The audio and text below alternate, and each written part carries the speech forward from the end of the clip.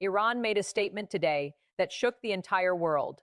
The Strait of Hormuz, the most dangerous sea passage on Earth, Iran said, "From now on, it opens only on our terms." But can they actually do that? A retired American general who was himself part of the White House said on live television, "These people are alive only because Trump chose to let them live."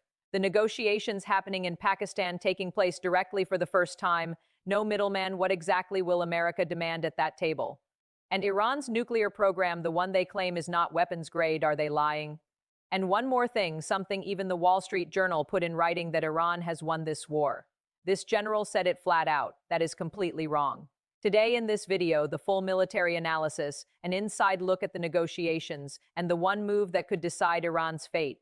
Stay with us because the next 10 minutes will change the way you think about this. So when two go through, it's obviously a very tightly controlled situation. So with that, we bring in retired Lieutenant General Keith Kellogg, former assistant to the president and special presidential envoy for Ukraine, now co-chair of American security at the America First Policy Institute. General, always good to have you with us. Thank you very much for being here. So this statement from the leader in Iran says that they are resolute. They will take control of the Strait of Hormuz. This is obviously the strongest quiver in their pack at this point, and they are determined to make the most of it. What do you say to that? Tensions between Washington and Tehran have reached a flashpoint rarely seen in decades of adversarial history. Iran's supreme leadership has issued what amounts to an ultimatum, a direct declaration that the Islamic Republic intends to assert full control over the Strait of Hormuz, one of the most strategically vital waterways on Earth. This narrow passage, through which roughly a fifth of the world's oil supply moves daily, has now become the central bargaining chip in a standoff that could reshape the geopolitical balance of the entire Middle East. For Tehran, it is the most powerful card in a rapidly shrinking hand. And yet, according to analysts tracking the situation closely, Iran's leadership may be fundamentally miscalculating both the moment and the man it is dealing with. The statement from Iran's top leadership landed with immediate force on diplomatic circles and military planning rooms alike. But rather than projecting strength, the declaration, according to multiple informed observers, signals a regime that is operating from a position of deep structural vulnerability. The Iranian military has suffered significant damage over the preceding 5 weeks of sustained engagement. Key leadership figures within the Islamic Revolutionary Guard Corps have been eliminated or rendered operationally blind. Critical command infrastructure has been degraded. And now, with direct negotiations between Washington and Tehran scheduled to begin in Pakistan, the question is no longer whether Iran can survive economically, but whether it can survive at all as a functioning governing structure if it continues to escalate. Yeah, thanks, Martha. Good to be with you. Look, this guy doesn't know who he's dealing with. I mean, when you look at Khamenei, he's like he's still alive. And you look at Kaliba, who is his parliamentarian leader, or Rachi, who is his foreign minister, they don't get President Trump. He's within just seconds of taking their economic lifeline, of seizing Karg Island or seizing those islands in the Strait.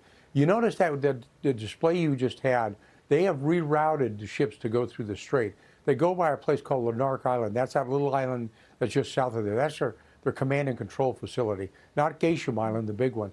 We don't need to go to downtown Tehran. All we need to do is tell them when we go to negotiations, we're going to let you stay alive. That's the best you can hope for. But you talk about taking revenge. When the president says we're going to finish you as a civilization, he means it. We've got the capability, the capacity, under Dan Kane and the Secretary of War, with Hegseth, that we can do that. And we've proven it over the last 30-plus days, that they have there's no way they can stop us. So when we go into these negotiations, this is not equals talking to equals at all. This is united. A retired American military official with extensive senior advisory experience at the White House offered a blunt assessment of Iran's current position. Speaking from deep familiarity with both the strategic terrain and the current administration's posture, he argued that Iran's leadership, particularly the parliamentary head and the foreign minister, have fundamentally failed to understand what kind of adversary they are now facing. The official made clear that the United States currently possesses not only the military capability but the political will to dismantle the Iranian regime's capacity to function. He noted that American forces have already demonstrated this over more than a month of operations, and that key infrastructure nodes, including command facilities in the Strait itself, remain within easy reach of follow-on strikes. His core argument was stark.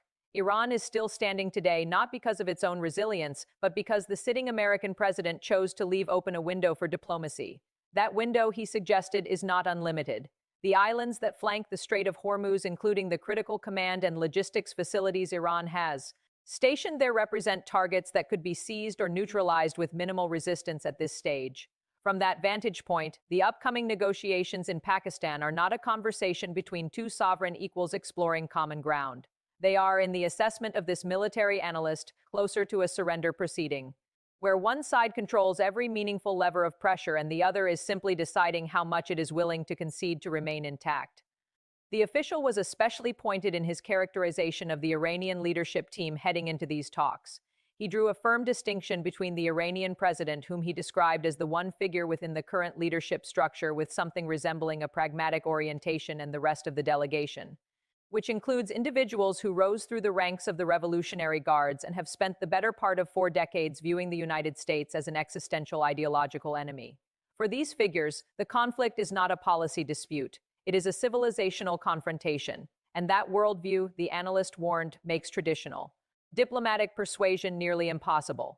He says Tehran emerged from 38 days of war against the United States and Israel, having won not only its primary goal, its own survival, but also 2 potential strategic gains: control of the Strait of Hormuz and a newly established deterrence against large-scale attacks by its longtime adversaries. What do you say to that? I think it's a real misread. I think he's making a mistake, and he wrote it wrong.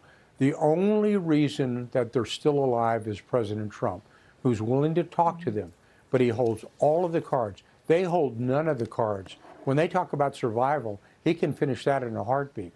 And when you look at the fact that the leaders that they've taken out right now with the IRGC and the Revolutionary Council, we haven't seen Khomeini at all, and we don't know what conditions he's in.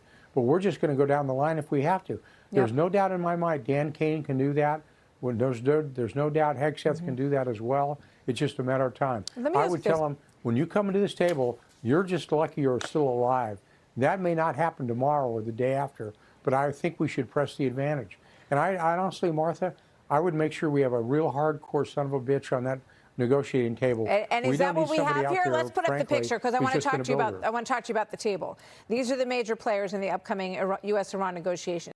A senior Wall Street Journal correspondent based in Dubai recently argued that Iran has in fact emerged from 38 days of direct confrontation with both the United States and Israel, having secured its most important objective, the survival of its leadership, while also gaining 2 additional strategic advantages: practical influence over the Strait of Hormuz and a new level of deterrence credibility against large-scale attacks from its historic adversaries. The assessment has circulated widely and has been cited as evidence that Tehran has outmaneuvered Washington in this phase of the conflict. The military analyst consulted for this report rejected that interpretation with some force. His view was that the correspondent has significantly misread the underlying dynamics. The Iranian regime is alive, he argued, not because it outfought or outlasted its adversaries, but because the American president made a deliberate choice. To preserve the possibility of a negotiated outcome, that choice can be reversed. The conditions for a far more decisive military conclusion remain fully intact. He noted that Khomeini, Iran's supreme leader, has been conspicuously absent from public view since the onset of hostilities, and that the fate of other senior figures within the Revolutionary Council remains unclear. Rather than demonstrating resilience, this absence reflects the degree to which the Iranian leadership is operating in a bunker posture, uncertain about its own security. The upcoming talks in Pakistan represent something entirely new in the history of American-Iranian relations. For decades, direct engagement between Washington and Tehran has been effectively impossible, with communications routed through intermediaries, most frequently the Omani government, which has served as a quiet conduit for back-channel messages. What is scheduled to happen in Pakistan is qualitatively different. Face-to-face contact between high-level officials from both governments, without a diplomatic middleman in the room. That historical departure carries its own weight and its own risks.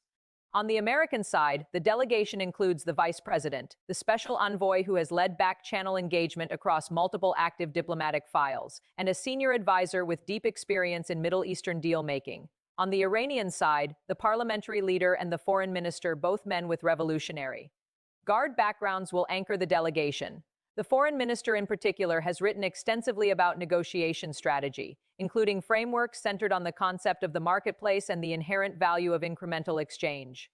The military analyst argued pointedly that Iran is not currently in a position to barter. The conditions that make bartering possible, rough parity, mutual leverage, credible exit options, do not apply here.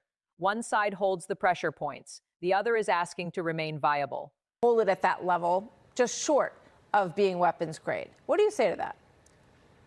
Well, I understand he's the president of Iran, but he doesn't know what's going on. Yeah. The fact is, they were authorized to have a weapons grade, they were authorized to have enrichment at 3.67% under the JCPOA. They exceeded that. Anytime you go to 20% and more, you're heading towards weapons grade. And we know, we are very sure that they were enriching uranium at 60 to 80%. You're heading to weapons grade. That's right. And with their missile fleet that they had, we know they were heading someplace we don't want them to go and do a breakout on us. Everybody knew that.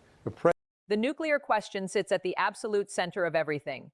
Tehran has maintained publicly, including in direct statements from the Iranian president, that enrichment is a sovereign right and that its current program operates within levels that fall short of weapons-grade development. That framing has been rejected outright by American officials and independent analysts. Under the terms of the original nuclear agreement, Iran was authorized to enrich uranium to approximately 3.67%.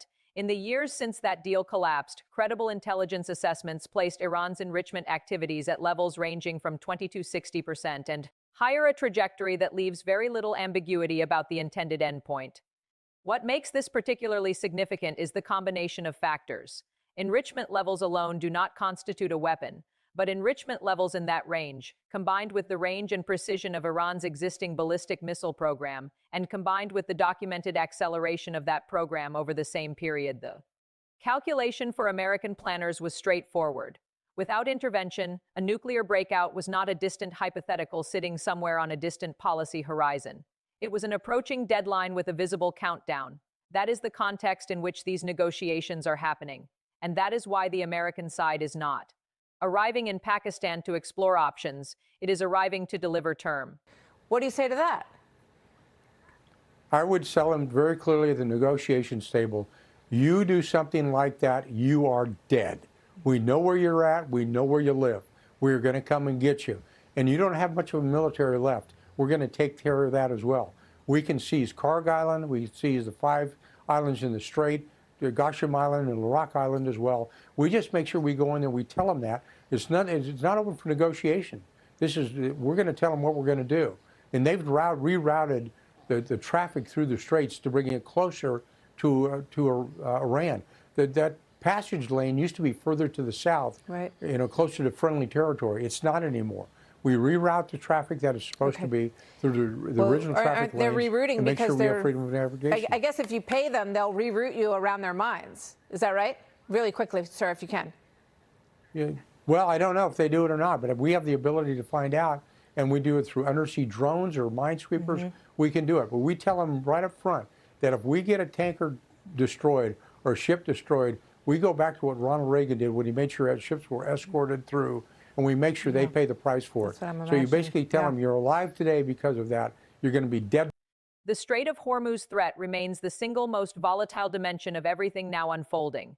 If Iranian negotiators arrive in Pakistan and assert that they retain operational control over passage through the strait, including the ability to demand toll payments, deploy undetected mines, or launch from hardened underground missile positions against any vessel that enters without permission, the response from the American side, according to the military analyst consulted throughout this report, would be immediate and overwhelming.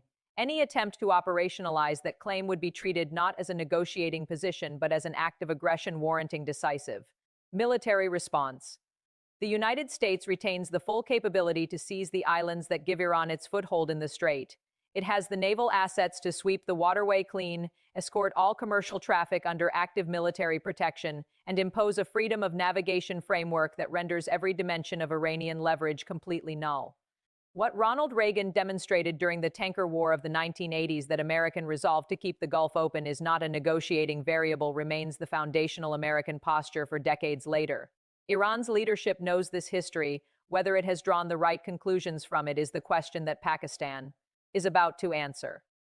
The negotiations now beginning are being watched by every government with exposure to Persian Gulf shipping lanes, every nation that imports oil through that passage, and every regional actor that has spent years calculating how far to hedge between Washington and Tehran. The outcome will shape not just the nuclear file, but the broader architecture of Middle Eastern power for the decade ahead.